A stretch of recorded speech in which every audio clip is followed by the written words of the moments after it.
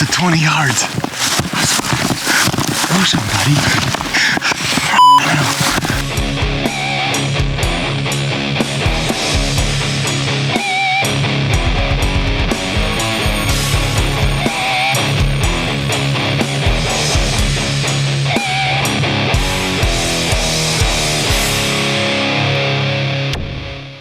Welcome to the South African series. This is going to be a 6-part series where we go from Limpopo to a remote area outside of George, down to Swartberg, and then out to Mossel Bay and swim with the sharks. We have a blast with Western Cape Outfitters. It'll be down in the description down there.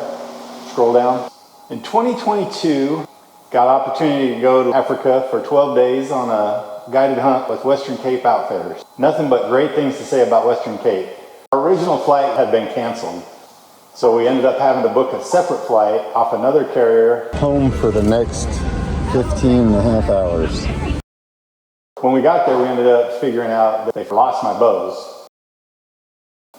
We land in Johannesburg, and a shuttle service picks us up and takes us to Mathews, the resort we stayed at. Anything you could think of that's an African animal, I think we got to see. There was only 2 things on my list that I really wanted. One was a Cape buffalo, and the second one was a sable. Anything else I got when I got there was just going to be fun and extra. And we left the resort on the game preserve and went out to a ranch, a 35,000 acre ranch is where we did most of our hunting. Theo was the owner's name. He was a cool guy. Day 1 hunting was the day I went with Donnie, and we sat in the metal blind, raised blind. That's when we shot the baboon. The outfitter, Donnie, who ended up being my guide for the first couple days, he grabbed a bow from somebody that recently passed away or had died 20 or 30 years ago, because that bow was old. It was really hard to draw back and really hard to hold in the back position. It was like I was fighting it the whole time. Luckily, I had my arrows in a different bag, so I had my arrows with me.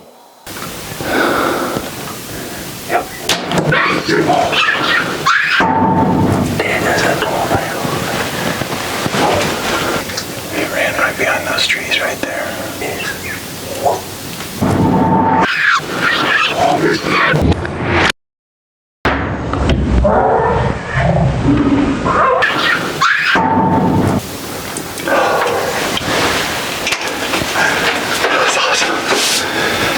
I asked him, do they eat the baboons? And he said some people do. That ranch has a full staff that works there full time. So they live on the ranch, they work the ranch. Any of the ranches we hunted, they take everything.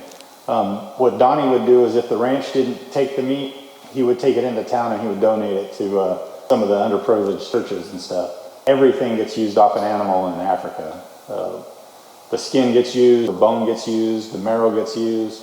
They use every bit of every animal that we harvested, which I thought was really awesome, because I was like, what a waste if we can't take the meat back to the States with us.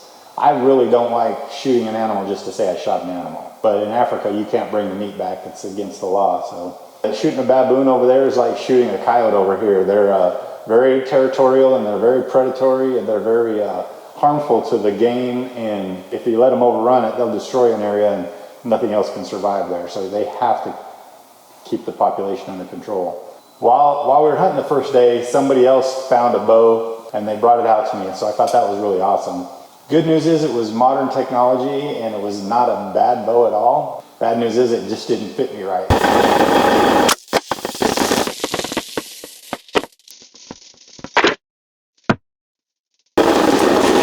Hit the tree.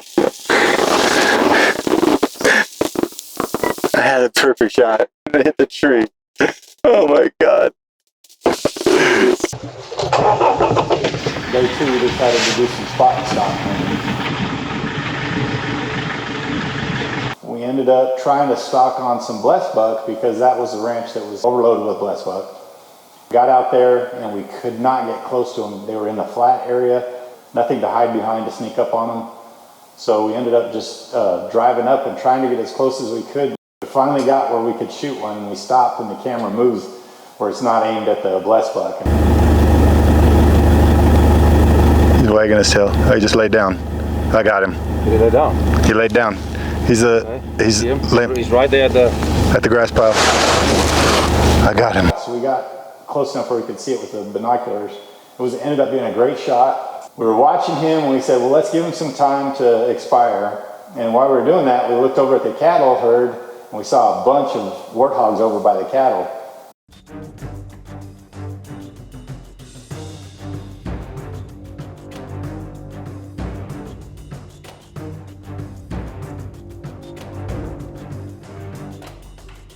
I'll get behind the cattle so the warthogs couldn't see me, and I'd sneak up a little bit, do it again, sneak up a little bit, get behind another cow, sneak up a little bit.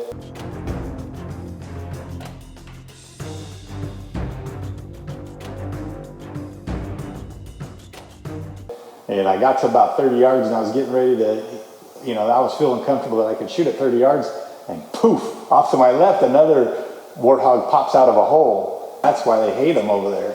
It's because they'll dig these huge holes and the cattle will step in and break their legs. He doesn't see me. I'd see him though. And so I ranged him. He was at 19 yards and I shot him.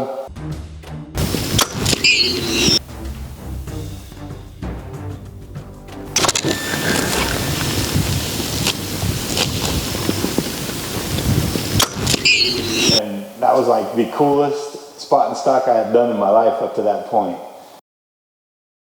I think you'll see me pumping my fist. I was just like, I didn't wet my pants, but I was really excited. Oh. I snuck out to 20 yards. Oh, somebody.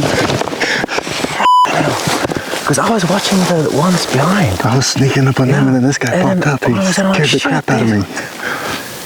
Just behind him, right? He's dead.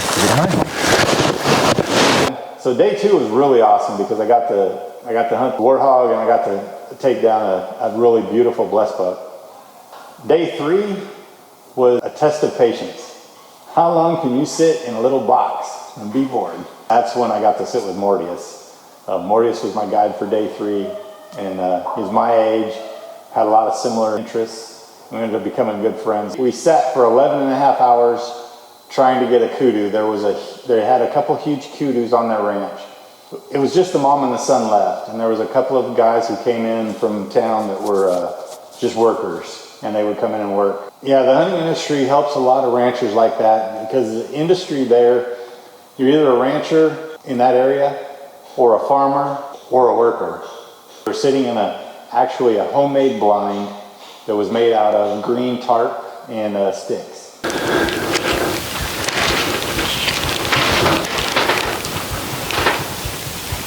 Off the shoulder. Ah, good shot. That's a great shot. Well done.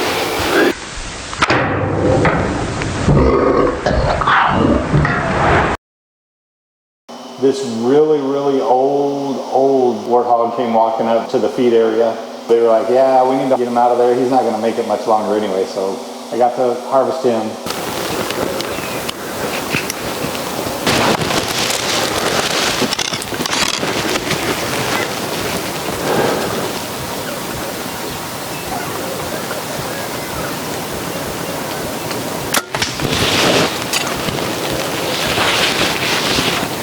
That's a dead pig.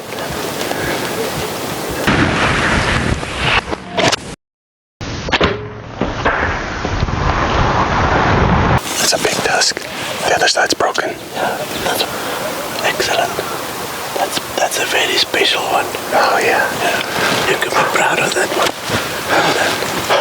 one. Day 4 ended our hunting trip in Limpopo, and we headed out to go to different areas of the South Africa.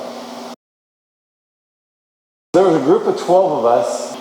Kristen and Jared are 2 people that were friends of me and Mrs. Paw. George, our business partner. So we were all friends. We headed over there, and everybody there was friends of somebody that was friends of somebody or family with somebody. Cool thing about traveling like that and going into a hunting camp with people like that is you end up going in as total strangers and you come out as lifelong friends. Crystal, you'll see this little clip of a short footage pop up in here. Cut to that footage, Brad. Crystal skinning a giraffe with her fingernails. Amanda new friend. She never shot an animal in her life, never shot a rifle in her life. She learned how to shoot a rifle just so she could go over and harvest a giraffe.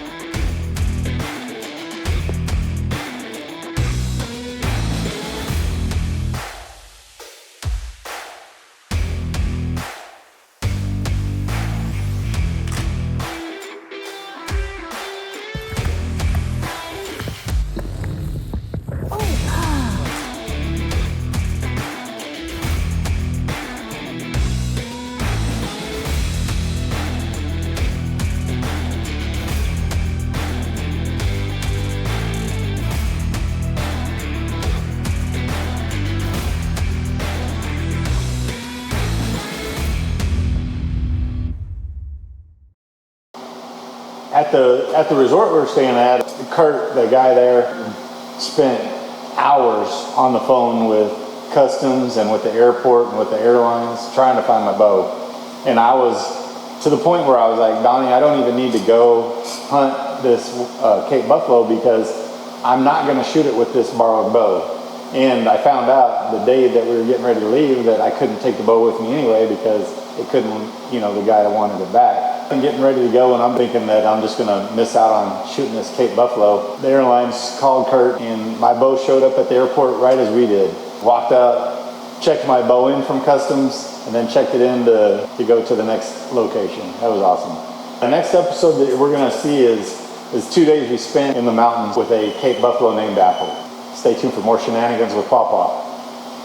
Hit the like, hit the subscribe, click the little bell so you get notified every time we post something new. Have a great day, everybody. It's been great. I love you.